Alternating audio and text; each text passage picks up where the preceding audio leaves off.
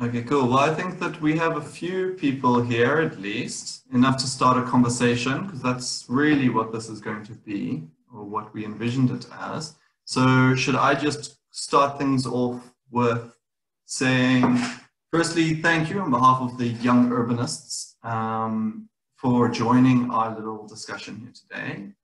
If you don't know what the Young Urbanists is, we are a platform of about 1,000 plus relatively young people based from the base of the platforms in Cape Town, but it's now grown quite a bit.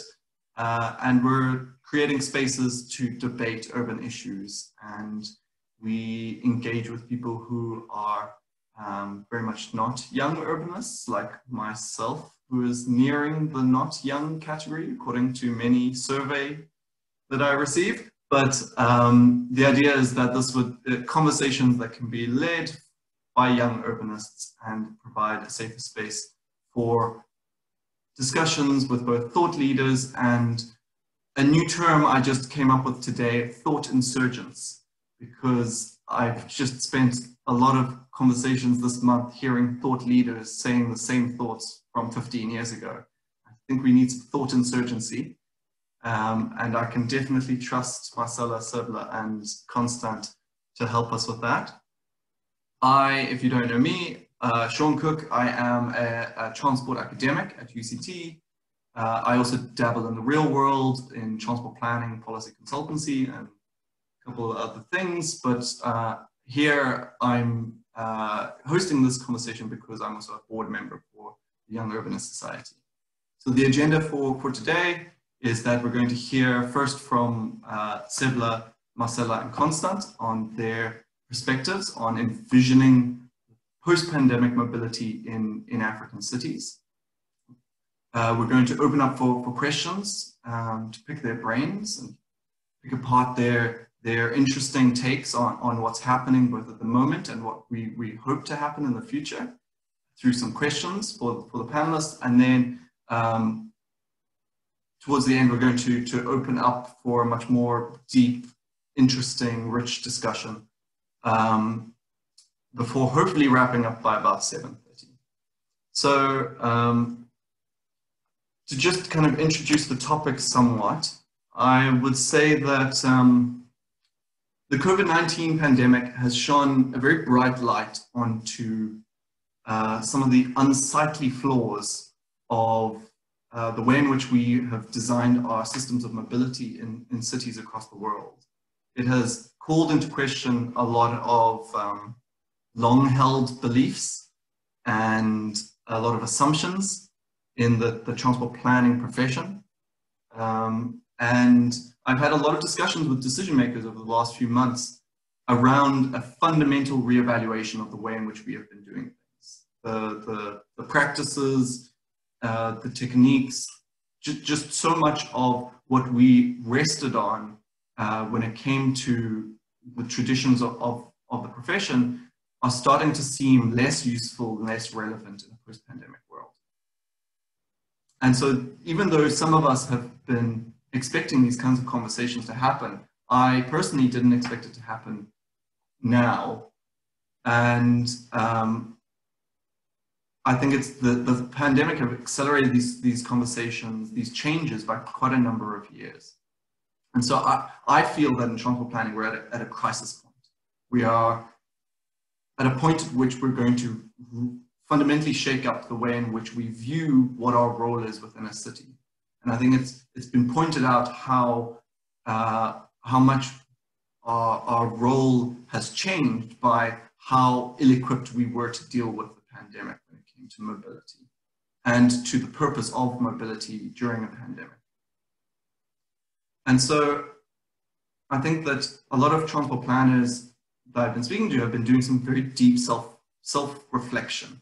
Not something that, you know, engineers are known for, self-reflection, but I think that it's come a point where there's been some deep self-reflection around whether we're ready to really change things up. And I think that a lot of people I've spoken to are ready, and especially those who are in African cities. And so the obvious question then comes is where to from here? So with us tonight, to start that conversation, we have 3 people from across the continent that have given the issue of post-pandemic mobility in African cities a lot of thought. Seble, Marcela, and Constant. And so I won't take up much more of your time. So I'm going to ask the 3 of you, whenever Constant can get onto the call, to just introduce yourself first, and then to share some of your perspective on where this conversation should be going and what changes you think should be coming.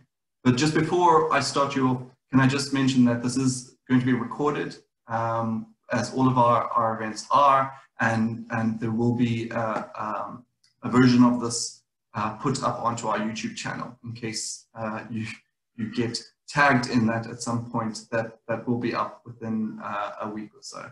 So yes, enough of me. Seble, Marcel. Seble, are you going to start us off? Yeah, we've had an order change since CAP is en route to Kisumu. Hi everyone, I know some of you. My name is Seble Samuel. I'm Ethiopian Canadian, and I am actually going to share my slides with you. That's fine, don't worry, they're photos. Can you all see my screen? Or maybe I'll make it full screen. How is that? Everyone can see? Okay, good, I'm getting thumbs up. Okay, so my name is Seble. I'm actually a geographer and climate justice activist, so my step into the transport world was kind of winding journey, which I wanted to share. I'm a co-founder of Mangad Lesa, which means Streets for People in Amharic, and it's Ethiopia's open streets movement. So I want to explain kind of how I got to this space. I had lived for several years in Latin America, where I had experienced the ciclopaseo in Quito and ciclovia in Bogotá. And when I moved to Addis, it's a very beautifully chaotic city. I was really inspired to have something similar happen in Addis Ababa, because the majority of people don't have private vehicles. The majority of people move either by foot or using public transportation. And I thought it would be a great way to kind of revive this already traditional practice. And I looked for examples across the continent, and all roads were pointing to Cape Town.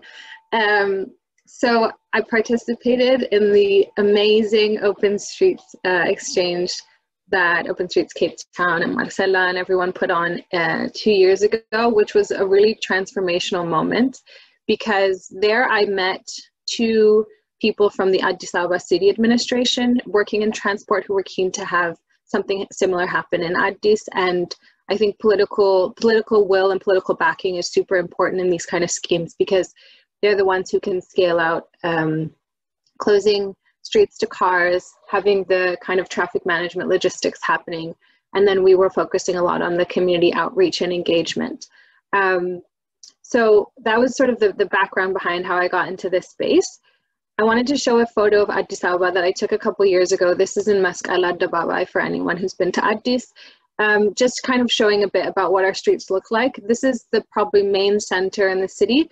And you can see there's a mix of a lot of different uses. There's private vehicles, there's the minibuses, there's larger rapid buses, there's also the train going through the city. So there's a lot of different modal shares. There's people walking, there's a cyclist. But it's also to show kind of the amount of space that we are allocating to vehicles to move, and less so to NMT. So the idea of Mangad Lesa was sort of to challenge this model and kind of rethink how we can plan our streets. So this is a photo from Mangad Lesa, that's what it says at the top, Streets for People, from one of our locations. We hold every single month in Addis Ababa. We open around 15 kilometers of streets to people in 7 of the 10 sub-cities for about half of the day on Sundays. And the idea is to kind of push for an urban transformation in terms of mobility and spaces of social connection and safe streets, since we have a lot of issues with road safety, and also to promote active living. So this happens monthly in Addis, but it's also scaling to other cities. We had in Bahar Dar and Mekelle and Jimma. And in March, we were supposed to have it in all of the regions of Ethiopia, but it was canceled because of the pandemic. But there's a lot of support from the Ministry of Transport to scale these nationally. Here are different photos from Mangued Leso that we've organized, and there's also free health services that are provided, because I should say our collective that's kind of organizing it is a mix of city offices, from youth and sports to health to transport, and then we have civil society groups and research centers. So it's a really nice mix of a diverse group for our collective of organizers. And it's really kind of reached beyond Ethiopia, and it's gone to a lot of different corners of the world. And we've also worked a lot on kind of South-South organizing. I think that's a really important part that we can learn from, is this is a movement that comes from Latin America, and the exchange is so powerful. And we've exchanged also with Ragiri Day in India. So I think there's just so much of how we can learn from different southern cities about how to change our streets to plan for the majority. Then I want to say, obviously, with the pandemic coming, there's been such a massive shift to, okay, how can we look at our streets differently? Actually, the way we've been moving is not the way we're going to be resilient to a pandemic. So how can we have new ways, pop-up cycling lanes, or NMT infrastructure, pedestrianized streets? How can this really help us move beyond the pandemic in a way that allows us to physically distance, keeps us healthy? But a lot of these were not coming from African cities, save for, I think, Kampala was a really standout example that I think Cap will touch on. So a lot of these were coming up around the world, and I think they're really powerful. But I guess Marcela and Cap and I, with our piece about post-pandemic mobility, we're trying to really see, okay, what are the possibilities for African cities? And I think that fits into some of the pieces I've tried to put on the screen also are, what's been happening on the ground? How can this shift take place? And I guess a lot of the things I'm offering are more questions than anything concrete to take away, because we have so many questions about this moment. It's one where we're dealing with modal shares that are super favorable to this shift in infrastructure, yet there hasn't been the same quick response, because potentially the planning or infrastructure is not there to just all of a sudden have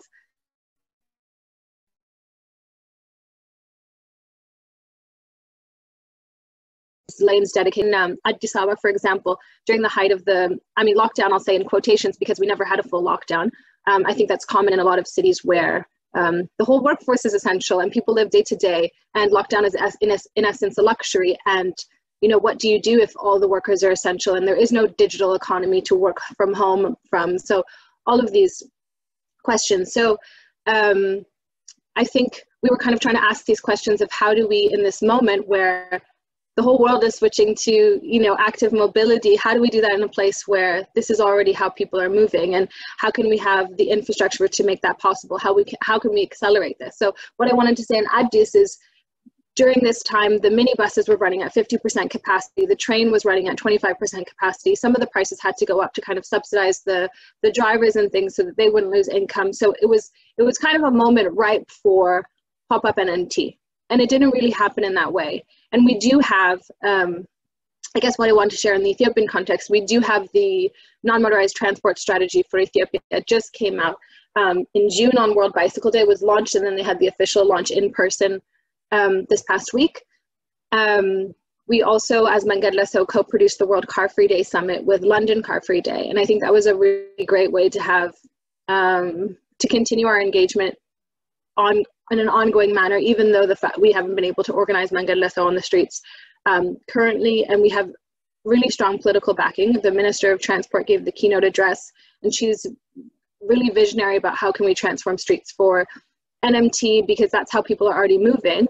And I guess what my questions would be, okay, and how are we going to accelerate this? How are we going to take advantage of this moment? Obviously, there needs to be, widespread access to bicycles, for example. There needs to be protected lanes in place. There needs to be teaching of kids how to bicycle. So I think all of these things sort of need to happen in this moment. And I think it's a prime opportunity to take advantage of.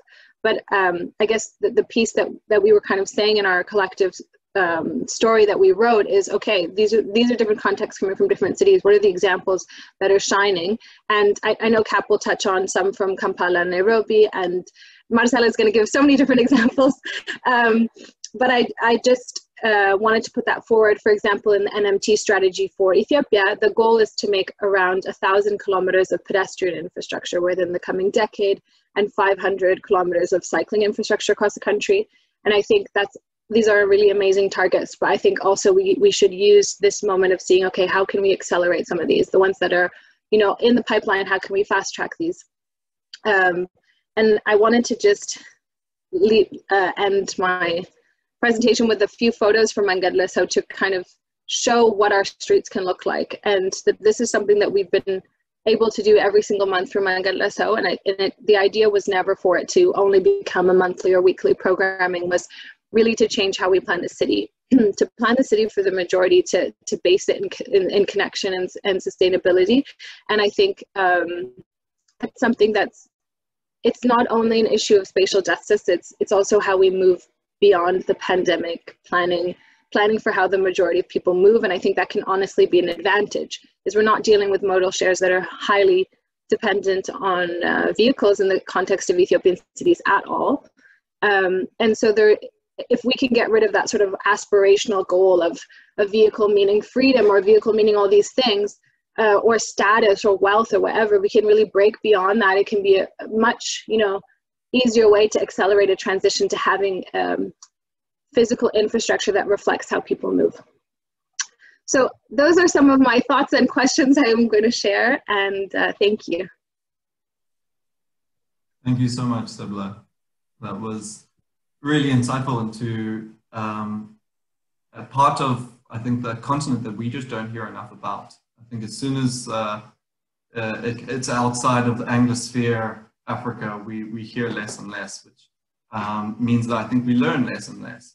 So it's really great to have your insights here. Is Constant next up to share some of the perspectives from East Africa? Welcome, Constant.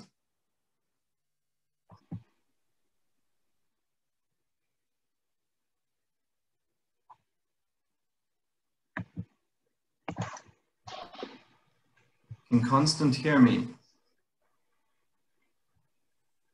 Perhaps he's having similar internet issues to me. I can try and call him in the meantime.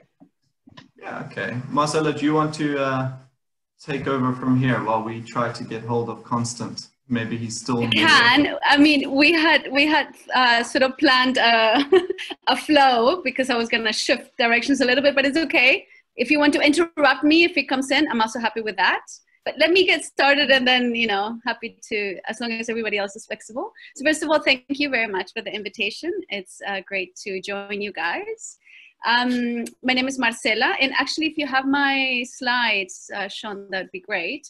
To be honest, they're just I don't have a lot of content. It's just more images that I thought would help the conversation. I know some of you, for those I haven't met yet, I was born in Colombia, but I've lived in South Africa for many years.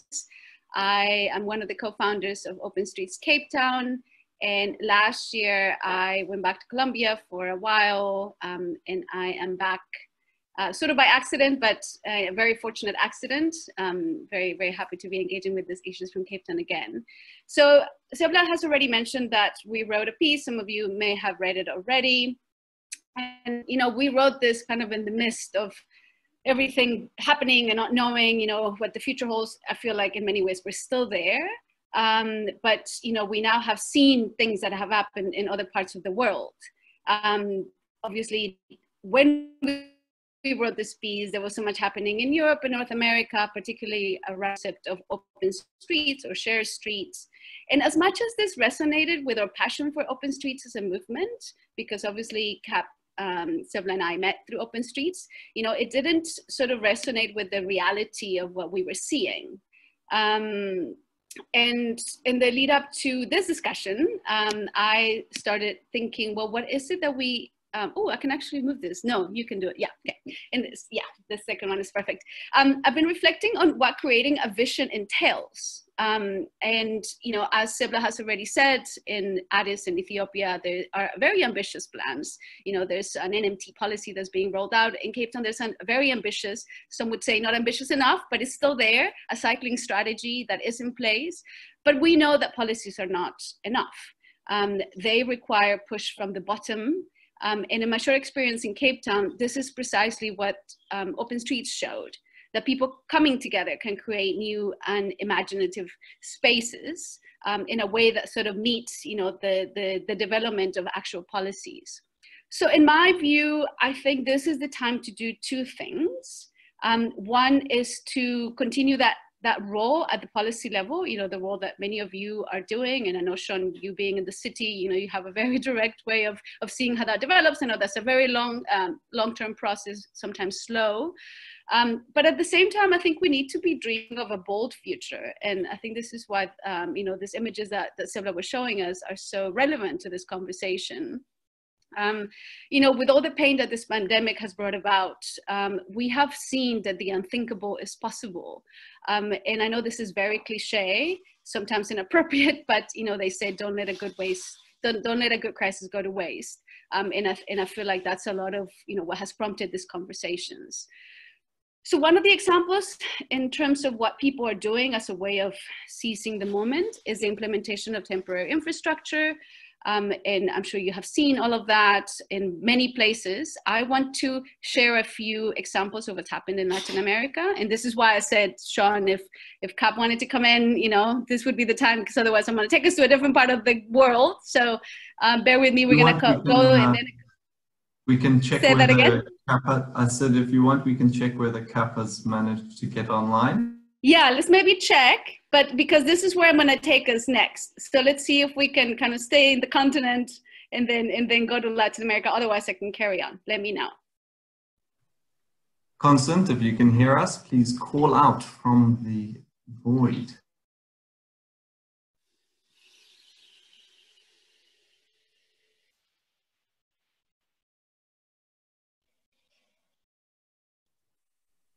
I don't think he's having much luck, sadly. No. Okay, so let's see if a few more minutes will buy you time, Cap, and see if we can also, come in a bit. You have control of the screen now, Marcela. Oh, okay, cool. So I'm going to tell you a little bit about the story of Bogotá. I had already left by the time this started happening, by the way. So I arrived in South Africa on the 17th of March, just in time for lockdown here, and also when the borders were closing down on that side. But very soon after lockdown started there, bicycle lanes, temporary bicycle lanes, as you can see on these photos, were implemented. And some of this was possible because of the logistics that were already in place of Sunday ciclovia routes.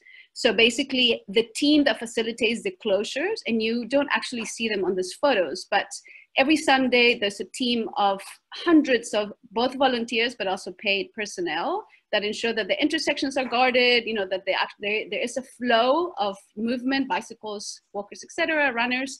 And so these people are hired by the city. And they were able to be basically rolled out during the week in order to implement these temporary bicycles. But it didn't just stop there.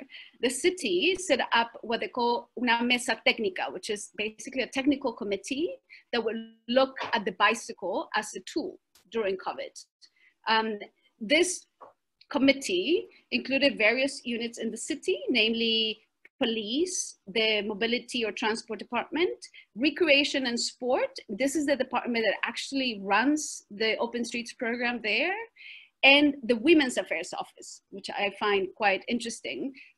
This group addressed issues around things like registering bicycles. This is a new sort of kind of program that started last year as a way of ensuring safety or increasing safety from theft. There was also conversations around safety in terms of road safety, right? Accidents with cars or crashes with cars, gender-based violence. Obviously having the Women's Affairs unit in there was quite critical for that, and the actual routes that these temporary bicycles would follow. So this is from a government perspective. From a civil society perspective, something that I found quite interesting is that people took it upon themselves to do what we call in Cape Town bicycle buses. And so there's an example of this woman from a place called Swacha, which is in the very south of the city, a very dense part of the city, relatively poor, you could say, and huge influxes of people coming into the center of the city. I mean, we're talking about 20 kilometers or so, morning and afternoon. And she decided to organize these bicycle buses. They don't obviously call them that. And the city said, okay, well, this is really interesting. Let's see how we can support. So it wasn't regulated. There wasn't like a new program. They just thought, okay, how do we make sure that we provide a little bit of that cushion, if you will, from a safety and a police perspective. So that's just a couple of examples of Bogotá. Then if we go a little bit further south geographically, let me see if I can move this down. We go to Lima, Peru, which I also think is, oh, too far. Sorry, guys. I also think it's a really good example. Sean, maybe can you help me there? Sorry, I don't know. It's going too fast and too slow. But Lima is interesting for a couple of reasons. One, because they have had a very high death rate with COVID, which, you know, I mean, we've heard on the news. So I guess that just to highlight that the struggles have been extremely dire. And at the same time, things like this are happening there, which I think is really interesting. I happen to know somebody who's writing his dissertation on the subject of bicycling in Lima, and he was commenting how the measures they had in place before COVID indicated that about 1.3% of the population of the trips made were done on a bicycle. And then in the early days of lockdown, that increased to 3%. He reckons that today that could even be as high as 5%. Now, this is anecdotal, don't quote me on that, or him. But you know, his point was that obviously there has been a real increase. They don't have the issues that a city like Bogotá has, where crime is, you know, it's a real deterrent from people cycling, not just because your bicycle is going to get stolen. The crime can be actually quite violent. That's not the case in Lima. So that's, you know, that's been sort of a, something that has enabled, you know, that increase to happen. And as you can see on this photo, the way that these lanes are delineated are not just cones, they're now painting things. And so, you know, it looks like things might be staying. There, you know, there are interesting things like in 2019, they passed the bicycle law that allows government to promote this program, and there's a budget to it, which is obviously what very often, you know, holds us back from implementing things. So it's regulated. But obviously this isn't unique to Latin America. I recall very well, and I know that at least Kirsten was part of that conversation in the early days of lockdown here. And I remember, Sean, you were also part of that conversation, where city officials were saying, you know, there aren't specific plans, but if something happens, you know, we're not going to sort of invoke the law. In other words, we'll turn a blind eye if there's sort of, you know, that initiative by citizens to do, say, things like temporary bicycle lanes. I mean, that didn't happen. And, you know, for the reasons that we know, the layout of our city, we don't have the numbers of people cycling sort of pre-COVID. There are various reasons why this didn't happen, but other things are happening. And so what I have seen with great admiration and inspiration is the emergence of entrepreneurship around the bicycle. The images you see here are from Langa, and a former colleague from Open Streets, Nzikona Mhedle, has started this bicycle hub, this Langa bicycle hub, where, you know, bicycles are being fixed, and, you know, he's organizing social rides, you know, that type of thing. And I feel like those are the initiatives that talk about this bold imagining that I was speaking about at the beginning of the talk. These are the things that I believe we should be promoting, as well as, you know, promoting better policy. So just to end, just two more points. One of the things is that, you know, this doesn't happen without its challenges. And so, you know, one of the things that happened in Lima is that, you know, there has been some backlash because some of these things haven't done properly. So as you can see in the photo there, you know, this bicycle lane that ends nowhere. We're familiar with that in Cape Town, unfortunately. And so, you know, when things happen too quickly, sometimes they don't happen well. And so it isn't necessarily that this is a panacea, right? That now we're going to roll out bicycle lanes everywhere. The planning has to be in place. Ideally, there is a master plan, and ideally there's consultation. So I feel like these are two important points, but also question marks, because obviously how do we make sure that if it wasn't happening pre-COVID, that is happening now? And so we need to be thinking, you know, sort of in that holistic way, and something that was said in the ICLE, one of the ICLE many conversations yesterday, Gail Jennings said something that, you know, kind of stuck with me, which is we need to be asking what people want from life, not just from transport. So yes, transport is part of that, you know, better quality of life, but we need to be thinking broadly and beyond just bicycle lanes. Even though, you know, we all love them, we need to be thinking longer term. That's all from my side.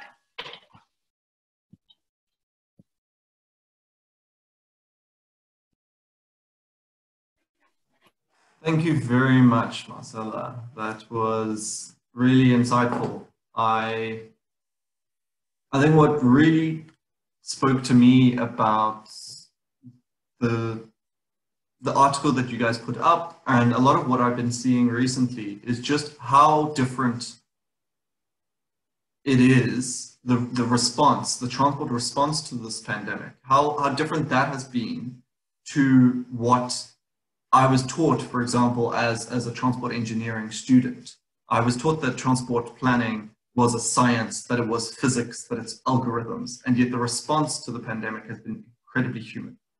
And it has really succeeded or failed based on the human elements, the human infrastructure, not the physical infrastructure, not the algorithms and equations that we were taught. And I think that to me is core to this point of self-reflection, this point of reevaluation of transport planning as a profession, is that we finally have to admit that transport infrastructure is not water infrastructure. We're not, you know, water molecules don't think for themselves. They don't have, you know, emotions and desires, and they don't move around a network for no reason, or for, you know, an infinite number of reasons. We have to admit that transport is fundamentally about people, and we should then start to shift it away from the other forms of engineering. And I think that really hit me quite hard when I was reading some of the work that you guys were writing. So that's enough about my insight, though. If we still haven't managed to get Constant online, which was a shame. Constant, can you hear us yet? If not, I can hear you on one account and I can watch you on another account. That's the situation I found myself. I'm not sure my screen on the one that I would have liked, because I'm using my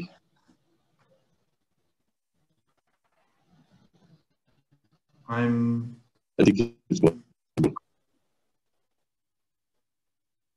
okay, should we try turning off our cameras, and then you can try just sharing your perspective verbally? The browser that's diffusing.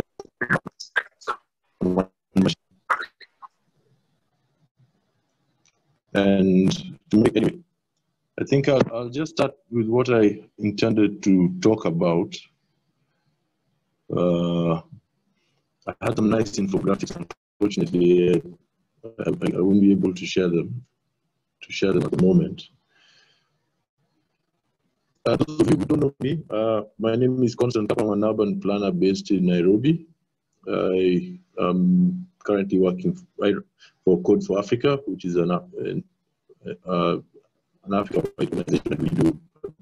The project I'm involved in is putting air quality and other environmental sensors in different African cities. So if you go to Sensors.Africa, you can find us. I also run a small nonprofit called Napolitans that brings together urban enthusiasts and people who are interested in the urban space. Now, the first thing I intended to talk about was tell you a bit about Nairobi and the model state that we have, which is quite interesting. Just similar to many other African cities, pedestrians take 47%. Public transport, which is mainly paratransit, takes 32%. Private cars, 15%. And then the rest, institutional buses, 3.1, cyclists, 1.2, and the train takes 0.4. What is interesting, and when you look at that modal split, is when you look at the road fatality statistics, where 39% of the fatalities last year went to pedestrians and 20% were to motorcyclists, while 19% were public transport passengers. So obviously, I mean, you can imagine that in spite of the fact that the largest victims of this of road accidents have been pedestrians, we still don't get to see as much investment in pedestrian public transport. We're still seeing a lot of investment in highways and big streets of life. Last year we had 267 pedestrians on the streets of Nairobi compared to that one which is still tragic, but is definitely not the same. Constant, we're struggling to hear you. I'm sorry, man. Oh, you can't hear.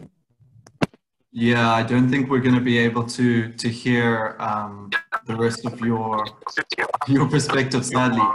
Would you, I think that if we move on to questions now at the moment, many of which questions you can just put into the chat or ask in person. And then Constant, if you could just answer some of the questions in the chat as well, share some of your immense and deep insight from Kenya and from East Africa, that I think would be great. And maybe if your internet connection is stronger later, we can try again.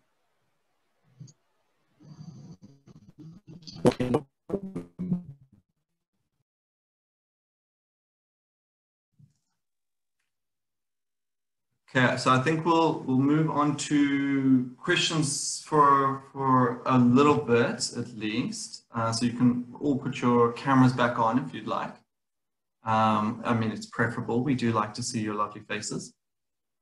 And so I think the way we're going to do questions for Marcela and Seble is going to be, if you have your camera on, please just wave at me.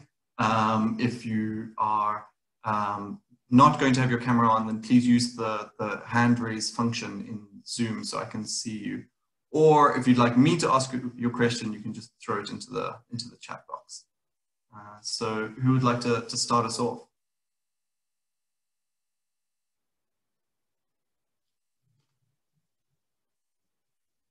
Not seeing anyone yet, so I will start things off. Seble, you said something that I've seen a lot recently, which is that your transport minister has really come out in support of a lot of what we've been saying. And I'm interested to know whether her response and her support has been, so her support, has it been a response to COVID and seeing what has happened, or has this political will that it seems to be there now, has this been a long time coming? Because I think that political will angle is going to be really important in how these responses then become changes to the system. Yeah, no, I think there's been pretty strong political backing from the get-go. I think it's been from different levels of government at different times. So as I was saying with the Open Streets Exchange in Cape Town in 2018, the director of Addis Abeba's traffic management agency was there, as was someone from the Transport Programs Management Office that's also part of the city. And so from the very onset, the way we were thinking about Streets for People or Open Streets was already with the backing of like a strong backing from the city administration. And it wasn't only from the transport agency, it was also from the Health Bureau. As I was saying, they provide free testing on non-communicable diseases, the youth and sports bureau. So there's a lot of different actors from the city space. And it was also, there was a proposal from the previous health minister to even have the idea of these car-free days when we were already kind of organizing. So there was always kind of a vision that this was something really beneficial, not only from a transport perspective, but also from a health perspective, also from an environment perspective. And the scaling of Mangadleso to the national level took place before COVID even was on anybody's radar. It happened in 2019 that we were able to scale to 3 other cities. And the one in March was supposed to take place at a national level also before the pandemic had been declared. So there's been, and also at that time, there was a lot of work, you know, from different organizations creating the NMT strategy for the national level, but there had also been, in 2018, the launch of Addis Abeba's NMT strategy. So this has been in the works for a while. Obviously, it's amazing to be able to champion a cause like Mangadleso and have all this government support for it. But I think it comes from also an understanding that that's, you know, that's how everyone is moving. Let's make it safe and let's make it sustainable to do so. So it wasn't necessarily a response to COVID per se to now be behind all of these NMT interventions. I think it had been coming for the past few years of understanding that we need to plan our transport differently.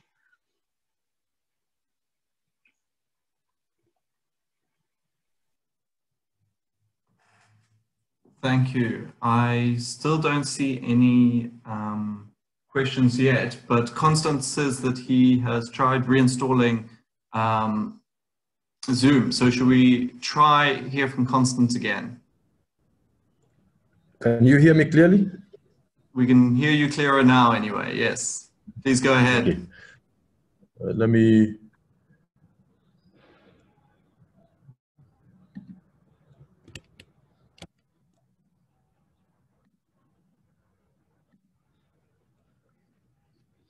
Can you see my screen?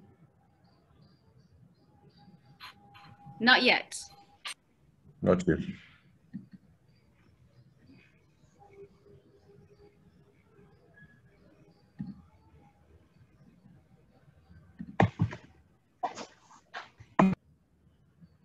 I'm trying, let's see.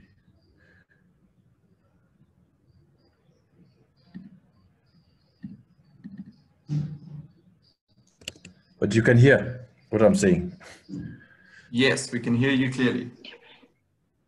Okay, as I try to share the screen with this new, here it is. Can you see the screen now? Perfectly. Yes. Yeah. Okay. And now it's better. Sorry for all the problems, but we can go on. Anyway, I had mentioned, you know, that I intended to first kind of explain the background that I'm coming from. My name is Constant. I live and work in Nairobi. I'm an urban planner. I run a small organization called Napolitans that you can see labeled there on the bottom right. And full-time I work with a environmental sensors project. Now this is a model split of Nairobi, and 47% of the people, as you can imagine, this ranges, you know, 45 to 47% of the people are pedestrians. Earlier today I was looking at the statistics. There's one place that has 15,000 pedestrians a day, just one particular street in the city. And then public transport that is mainly paratransit, actually it's fully paratransit that I think most of us from the continent can associate with. And then, you know, private car, institutional bus, cycling, and commuter train that's supposed to be expanded over the next few months. But anyway, in line with that, you can also see that last year's national fatality statistics kind of reflect the model's share. You know, apart from the increasing number of motorcycle taxis that we're getting, not only in the city but all over the country, and you can see that you know, we've got, if you take the 10% billion passengers and 20% motorcyclists, that's, you know, the motorcycle users would probably fall in second place after pedestrians as far as national road fatalities. The city road fatalities are, again, you know, very similar, with pedestrians leading the pack, followed by motorcyclists and passengers, public, you know, especially public service passengers. Now, some of the planning issues when you look at urban transport, you know, to try to give you an idea of where we're coming from. everything in Nairobi tends to focus or move towards the central business district. So it's a very radial network that we have. And then we've got, we don't have like, some polycentrism with different centers of influence. Everything, to get to one part of the city to another, you have to come to the CBD and then connect. And that, of course, has led to, together with poor transport management, has led to what we call chronic traffic congestion. There's also a management issue that comes into that. We've got, very poor modal shift, especially with regard to our unsynchronized and unpredictable public transport system that, rides based on demand and supply curve. There's need, of course, just as I mentioned, to strengthen traffic management. I think Sean has probably been, Sean, I've met you in Nairobi, and you may have experienced a situation where you have traffic robots functioning and the police just decide to override them, and you end up with a lot of chaos on the road because of that. And people end up trying, to use shortcuts, putting pedestrians at risk. And there is a large need for non-motorized transit protection. Not too much focus is put when highways are being put up on new roads. A bit more has been put over the last I would say 1, 2 or 3 years, but it's not, NMT is yet to get to be a priority area in the city. We've had, unfortunately, 2 cyclist deaths over the last 2 weeks, and we recently had over 200 cyclists, actually maybe 500 cyclists joining together to ride in solidarity, writing a letter to the Minister of Transport demanding cycling lanes on all our streets. This is an example of a street that is supposed to have a cycling lane. You can see the taxis have parked on it, and the pedestrians are ending up finding their way over the drainage, as instead of using the pedestrian place that's given to them on the left of your screen, where the KBS vehicle is, and then a so-called cycling lane here that seems to end abruptly and structure here. Some of the concerns we have in urban transport is shown clearly in this infographic, where we have multi-level governance on non-motorized transport. So we've got all these on the left of your screen. Those are national bodies that are involved in transport. So you've got all these state institutions, and then you've got city level, or what we would call county level, where you have Nairobi Metro, that you can see the second column from the left. Nairobi Metropolitan Services, Nairobi Metropolitan Transport Authority. Then you've got the National Urban Roads Authority that's based in the city, development partners who put a lot of influence on their interests. The road that we saw in the previous image had been built by the Japanese according to their own standards. And then we've got several other bodies involved at county level, public roads, institutions, and they're all involved at different levels, and there's really no synchrony in how they function. And sometimes you'll find them even fighting over standards, over priorities, and over who should come in first, who should get things done their way. And well, we are getting a lot of interest in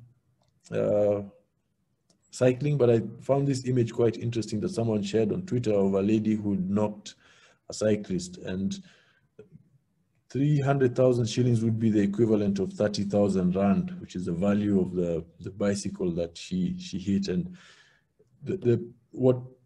the caption that came with this is, take care of the cyclist. You just never know the value of the bike he's riding. You may think that he's just, riding on a piece of metal, but it's something of high value. Now, these are some images that show kind of, and I'll take you through the situations that we find in our city. On the top left, you have non-motorized transit that's starts and stops and takes you nowhere. A cycling lane there and a pedestrian path that have just been taken over by informal vendors. On the bottom right, this is supposed to be some form of facility for public transport and NMT that's still underway, but in the kind of state it's in, it's not even being utilized. And then the bottom right was taken by is a caption that was taken by a cyclist as he was recording a video showing his experience on some of Nairobi's roads. Now, of course, the issues in urban transport, as I've already mentioned, multiple layers of governance, donor dependency in urban mobility projects, a negative perception towards NMT. People end up, kind of looking down upon non-motorized transit users. Sprawling city, which we all experience in our cities, and unprincipled densification, which I like calling random development, where developments come up all over the city without any real plan, and the authorities may call it densification, but in reality it doesn't really take into consideration the importance and need for public space and sustainable development. Increased spatial conflict, through unsynchronized planning, and user education, which is another challenge we are facing occasionally with non-motorized transit users and also drivers. Okay, so we came up as a working group with what we call pillars of socially just public transport, and we sat down for most of last year, different state actors and non-state actors, and came up with these 5 pillars that we thought if we push public authorities and people at different levels of governance, they'll see the importance of taking everybody into consideration. And I find them very interesting because you can apply them both to public transport and to non-motorized transit. You have to ensure that it's available, that it's easily accessible. In the case of public transport, affordable, to take care that it is inclusive. It takes care of children, women, and persons with disability. Takes into consideration human rights and equity, and of course is sustainable in accordance with the necessary environmental principles. And from these pillars, we came up with this infographic that we've been sharing with some of the recently, sending to the public authorities' offices, so that whenever they come up with projects, they can kind of give it some thought and realize that they need to think about some of these things. Recently, there's a recent project that has been going on to change some of the public transport boarding stations. And when we mentioned to one of the authorities that, we think you need to think about people on wheelchairs, and they realized, we've not even thought about that, and they thanked us, and they've asked us, over the next few weeks, look at some of our projects, look at your pillars, and tell us how we can improve them to be more inclusive, especially in a manner that does not leave the unseen people behind. And of course, I think we've all seen this before, the usual approach that we take in sustainable urban mobility: avoid, shift, improve. I don't think I need to go into too much detail here, but this formed a large part of our thinking when we came up with these pillars of what we call socially just public transport. Then, as we're growing as an urban area, and as we're moving forward, we realize that we have to think about how the city's economy will grow, but at the same time think about how social equity will be maintained in as far as we're going to be bringing in physical development. And one thing, we all need to think about, and it's something we are thinking about how to approach it, is ensuring that we can push the governance to get that balance between the need for macroeconomic growth at metropolitan level and also social equity, so as to ensure that the physical infrastructure takes care of all sides of it. I'm sure we've all seen in our cities how there tends to be a lot of focus on macroeconomic growth and development, and then we end up forgetting the social equity side of it, the needs of the common man and how we can meet his requirements. For example, when you look at that modal split that I shared earlier on, and yeah, this is just social equity, economic efficiency, physical sustainability, and then that will only come, if we get a good equilibrium at governance level where we can balance, get that balance between social equity and economic efficiency. What is interesting in Nairobi over the last few months is that the governance of the city has been changed completely and is now, I know this will sound a bit strange, but the city is now being run by a military major general. The president came up with a new body to run the city and put a military man in charge and about 3 or 4 other military people under the idea. And that, of course, brings a lot of questions about, the democratization of the space and how aspects of social equity will really, whether they really get their place being put. There's been a lot of, they've been putting a lot of investment in non-motorized infrastructure, but only within the CBD. And now the push from our part is, we want to see this infrastructure being more socially equitable, and we want to see it going all the way to neighborhood levels and not just, meeting the needs of the international conference attendance. Okay. Fortunately, the ministry and ITDP and other non-state actors are coming up with an urban street design manual that we believe is going to help go a long way when it gets approved. It's going to go a long way in ensuring that the needs, especially the needs of non-motorized transit users, cyclists, pedestrians, street vendors are taken into account and throughout in all our urban streets, not only in Nairobi, but in the whole of Kenya. And how do we develop while developing alternatives, we need to think about, we are hoping to get these urban street guidelines in place. Developments that we are expecting to see in the city over the next few weeks, DMUs are diesel multiple units, which is going to be an expansion of the commuter rail system. And it's another thing that we are observing keenly to ensure that our principles of socially just public transport are put into consideration, especially for people boarding the train along the routes and not necessarily at the central station. They've promised us bus rapid transit, which we are hoping, waiting to see its application.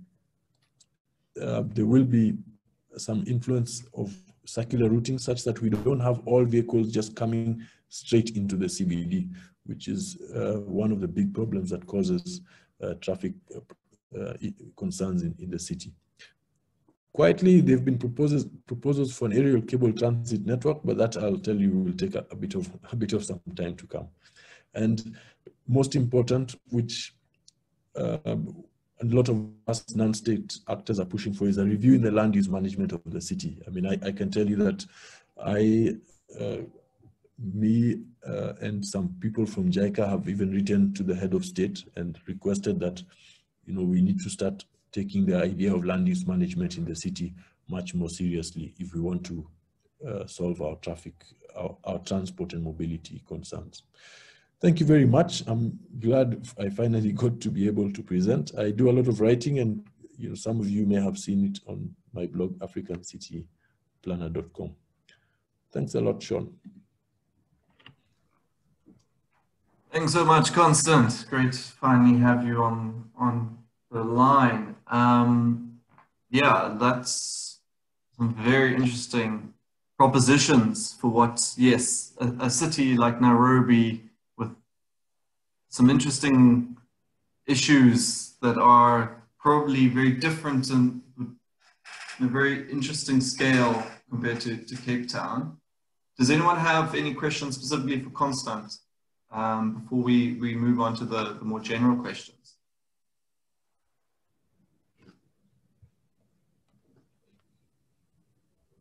No. Can everyone put the cameras on so I can actually see them? Feels very lonely in the room by myself.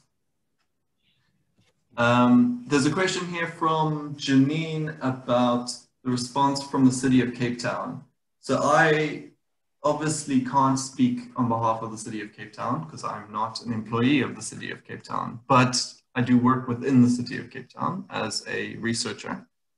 And so I haven't been in the office for very obvious reasons. We're all working from home. But my perspective on what the city of Cape Town's response has been is that it has been an inagile response.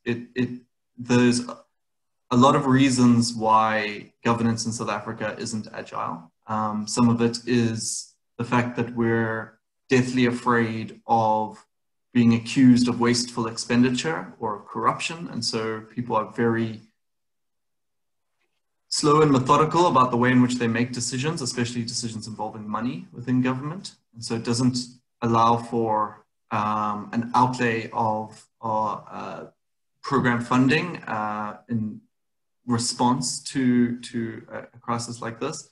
But also I think it's because the institutional structure within the city post TDA and the breakup just wasn't,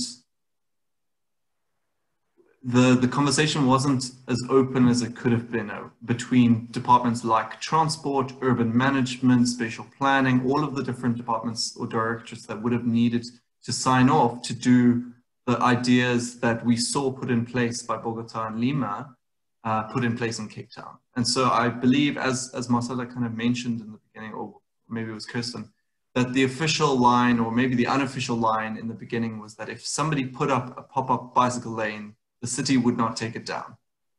It was more just let the civic response lead and the city will follow, which I think was, to some degree, a response that seems to be quite typical of Cape Town. In the drought, it fell largely to the people to solve through demand management.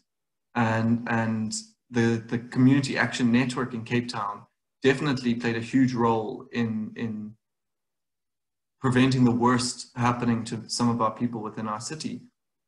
And so I would say that there is a lot happening within the city of Cape Town. I think that there's fundamental changes happening, but I don't see them manifesting in physical changes in the immediate future. And so I think that maybe brings an interesting point. Maybe Marcela, you could start us off on this. What do you think allowed the cities or the regions in Latin America to be more agile in their response than some of the, at least South African cities, have been able to be? Was there more trust built up? Were there already infrastructures there that allowed for this? Were there other crises that may have prepped them already to a more agile governance response? Or was it just because their legacies are different? I mean, I think there are probably more reasons than I can mention, but what comes to mind, or what's evident to me, is that there was a culture of people cycling already. I mean, that is certainly the case in Bogotá. As I mentioned, in Lima was quite relatively low, but it's still higher than in Cape Town. So 1.3 is not great, but I think 20-something% of the population owns a bicycle. And know how to cycle, so the conditions were there. The other thing, as I mentioned, is I think the logistics of creating space or taking space away from cars was also there because of the Ciclovia or the Sunday Open Streets programs. So the routes had already been designed in a way. And it didn't mean, in Bogotá, it meant that they used exactly the same routes that are used on Sundays. In Lima, it meant that they used some of them, but some of them were new because they were trying to get people to the center of town. So I thought that was also interesting. And maybe I think informality, but again, this is not different to our cities. Informality is quite commonplace there. So I feel like people just kind of make a plan. And so I think that flexibility, allowed for those sort of temporary measures. I mean, the final thing that I'll say here is that, at least in the Bogotá case, there's a new mayor who had, and in a way similar to what Seble explained about Ethiopia, somebody who had an agenda, a pre-existing agenda. So like on her inauguration day, she got on a bicycle, so it wasn't like one day she decided that bicycles were good. She already had that conviction. So I think that was another element. Vlani, do you want to come in with your next question? Because I think it's quite interesting and prompt an interesting discussion about why maybe South Africa had a different response to some of the other cities.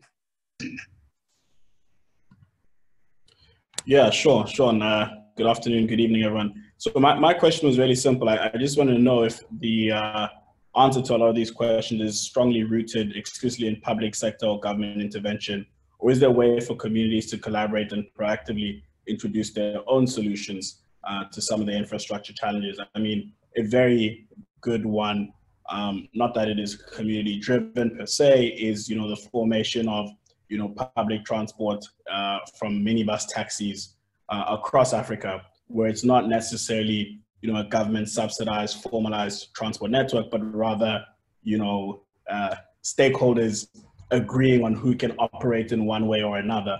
So surely there's a way that communities can, you know, gather around a central issue and introduce their own solutions. So what are your thoughts on that? Well, I think what I think you've really hit on the head there is, because there was a great response. I think there was a great response from the communities where government was not able to protect its citizens from this pandemic. The community stepped up through established community organizations, but it just didn't happen in the transport space as much as it did in the food space or in other spaces.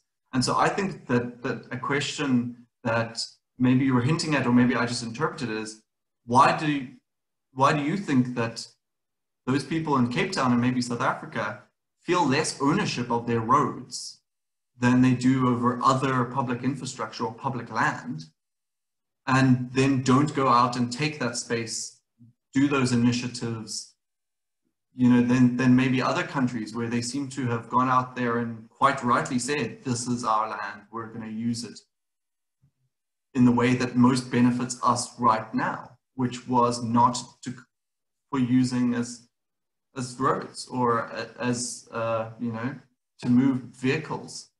So I don't know, Vellani, do you have an insight maybe on why you think that our relationship with roads and streets is different? Yeah, I think there is, you know, let's call it the geopolitical issue about how our cities have been designed, you know, and how they separate the haves and have-nots. You know, if you look at South Africa, you know, public transport was always designed as a feeder system for slave labor into the cities. And so even if, you know, people in Camps Bay or Clifton are talking about cycling lanes, the other people on the periphery would advocate for something else, because can they even afford bicycles? So I think the land question, especially as it pertains to South Africa, is premised on more than just, you know, bicycle lanes and which bus can go on which route. It's actually premised a lot deeper on where certain infrastructure was built on for economic purposes. So it's very, very hard for us to maybe just agree, you know, how can society in South Africa in particular agree on what the land can be used for when that land is not necessarily owned by the majority of people, and if the government of the day is actually making decisions based on what the majority wants. And I think you remember maybe a few years ago, the kind of commentary was in the Western Cape that, you know, not to politicize anything, but I'm sure we all have a sensitivity to this, is that the Western Cape government would rather prioritize bicycle lanes in Rondebosch over toilets in Khayelitsha. So there's a lot of like sensitivity around this. But if, let's call it, the key thing we want to solve is, you know, traffic and congestion in our cities and a move away from, you know, single car usage, my view is that it has to come around some kind of unity around that objective in a community. For example, if the people at UCT decide, you know, and I think this happened actually when I was still in first year, like 10 odd years ago, where they said if you had a lift club, you would get preferential parking on the campus. And that did not take some kind of government initiative. It was just the fact that there were some people who lived around Claremont, Rondebosch, who could say, you know, Shone has a car, so I'll ride with Marcela and Vellani to campus. And you had that kind of preferential treatment. And I think the clues or the answers are in that way of people to organize around some kind of shared identity with the micro community as opposed to the greater community at large. Very good points. Kirsten, do you want to jump in on this point specifically? Yeah, I mean, there's sort of two things I wanted to mention, and I want to really just kind of, I was trying to get behind sort of what Melanie was saying there. I think, you know, the one of the points that we try to make as Open Streets Cape Town now is that, you know, the land question and the transport question are absolutely integrated, in that what we need to do is demand from public land, whether it's public open space or city-owned land in the case of creating affordable, well-located housing, you know, that it's the role of government to use its assets to their highest and best purpose to address apartheid spatial planning legacy. So for me, the introduction and understanding of, you know, where is housing, how does that work, what are streets, how do they work, it's very much a justice question that's kind of interrelated. And I think further to what you're saying, you know, I don't think that, you know, talking about flows of cars and efficiencies of private vehicles need to be the lead of the discussion. For me, streets are as much a public asset as any other public asset the city owns, and the questions we ask of how it's used and who is prioritized are one and the same. So I just think the land question is really critical to raise. But what I wanted to mention just around the question of sort of this sort of community-led or sort of citizen-led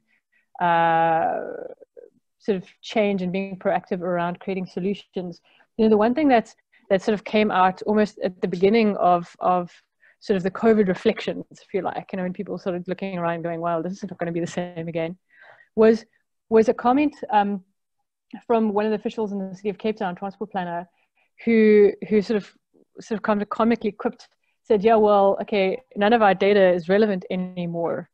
Because the way that people have moved and, you know, what congestion was, and, you know, all of the decisions that were based on sort of years of data, which was accessible or inaccessible depending on who you were, doesn't have the power it used to. And so for me, I see a real opportunity in citizen-led data creation to shift the way that decisions are made. So I'll give you an example. So OpenStreets is working like full on to have the city of Cape Town adopt the bicycle bus program as an informal way of formally moving through the city, and all of that, what that could entail. If any of you guys are aware of the walking bus program, it's already embedded in the city of Cape Town as a way to support people moving safely in groups from an NMT point of view.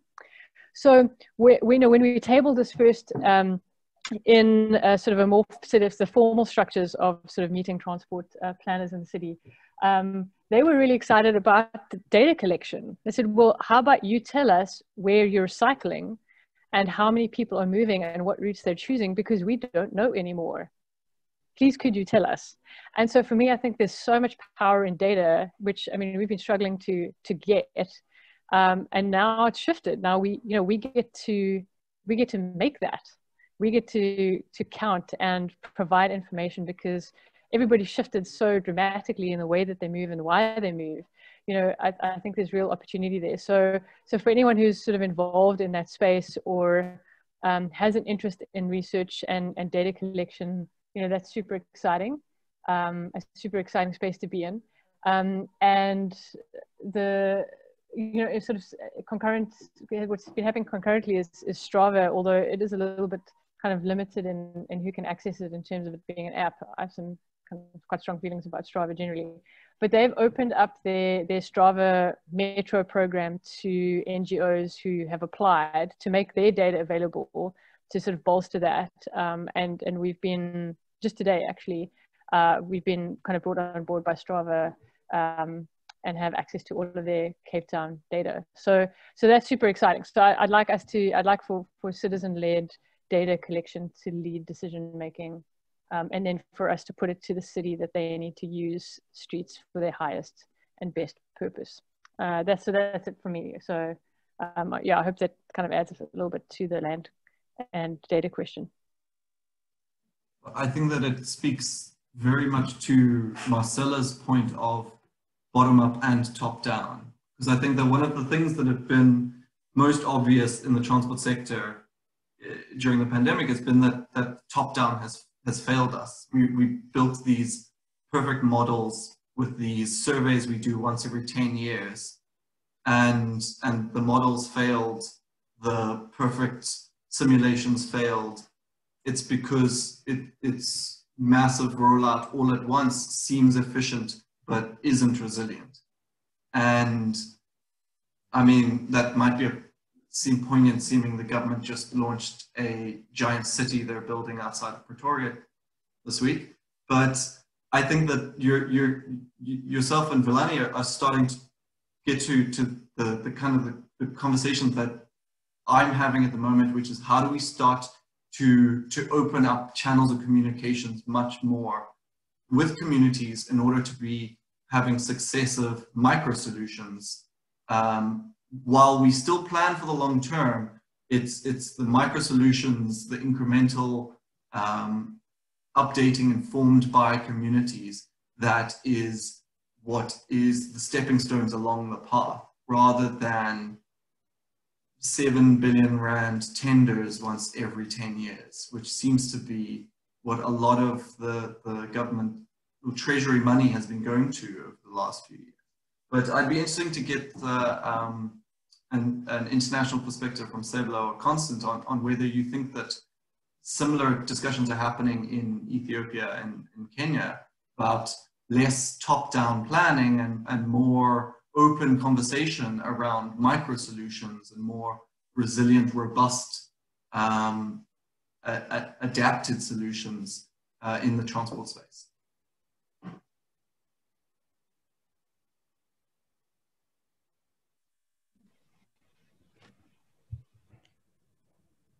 Okay, I'll start. No, the situation here is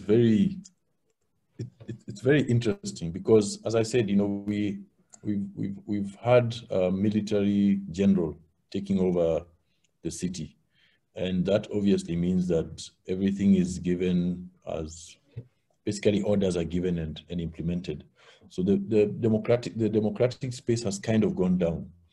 But those of us who've been like activists over the last couple of years have managed to get access to some of his officers and some of the new officers in charge, and even access to him and had discussions. And what I like is they're willing to listen, and they're willing to listen, especially as concerns the role of non-motorized transport.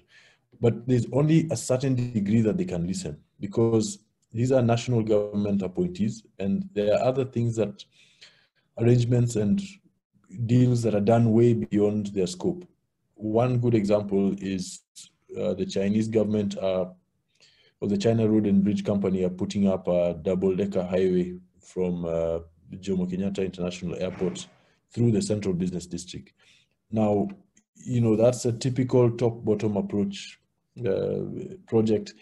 Its decision-making is done way beyond the level of either the common citizen or the city government or anybody at that level. That is almost a presidential level, and there's really not much you can do about that. So we're still continuing with our form of activism. I would call it activism, urban activism, using it in a very tactical approach, such that you work with those in charge of the city as almost partners and get them to realize. And fortunately, there is that, to some degree, appreciation of the importance of a bottom-up approach and people-first driven approach.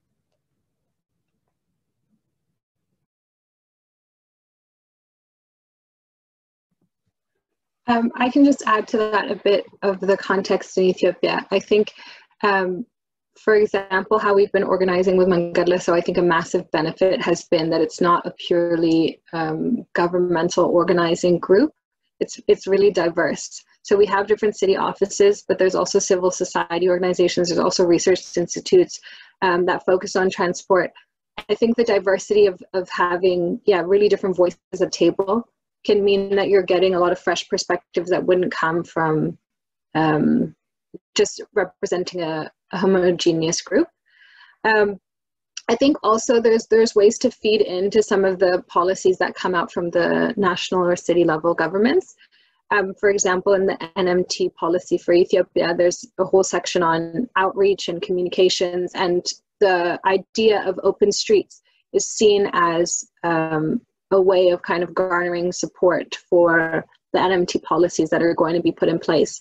You have to have a population that's willing if you're going to have anything implemented. Otherwise, there can be so much redundant infrastructure that comes into place and is not used because it doesn't make sense culturally or socially or geographically.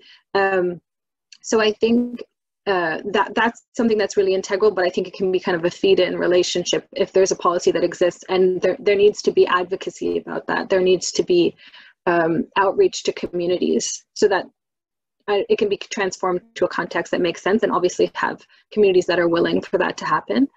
So I think that's an important component of it. And I think also activists, people on the ground, push the boundaries of what's possible so much further.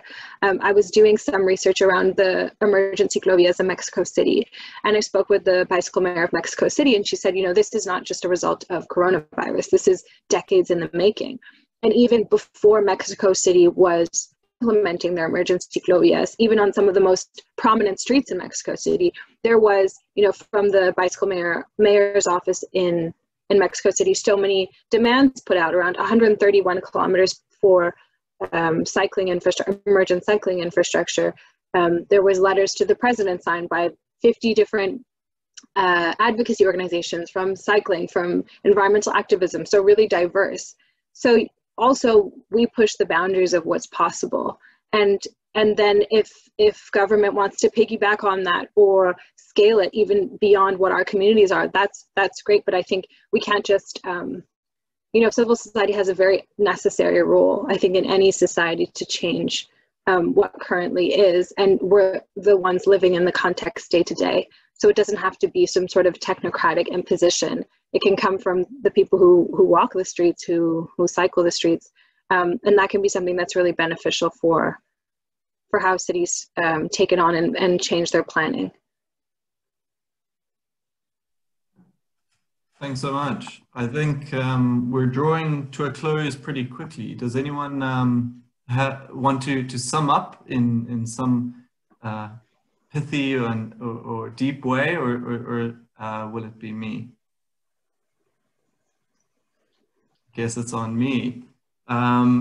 So I think that this is the beginning of the conversation. I seem to say that at almost every conversation I have, but this does seem like the beginning of the conversation where, I mean, from my background, from both academia and city government, although not employed there, having to say that, I think that there's some really incredible changes coming, and I think it's because of the work that civic organizations have done. It's because of the work that's been going bottom up against the grain.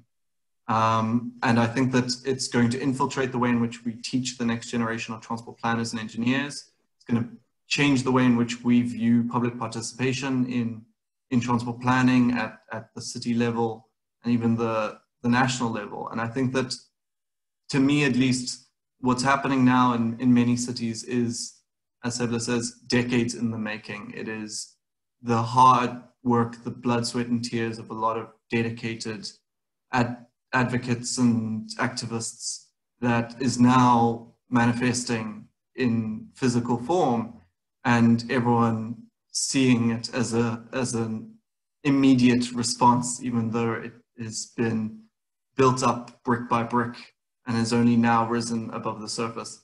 So I think that in Cape Town, we have to count ourselves incredibly lucky to have people like Marcela and Kirsten and others who have been fighting this fight for a long time, and all the other community organizations.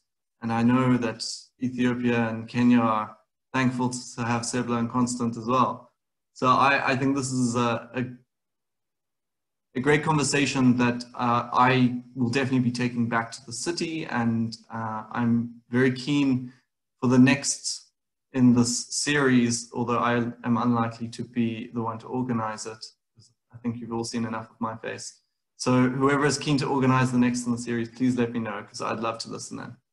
I hope you have a great evening, and you're welcome to rewatch this as many times as you like on the Young Urbanists YouTube channel.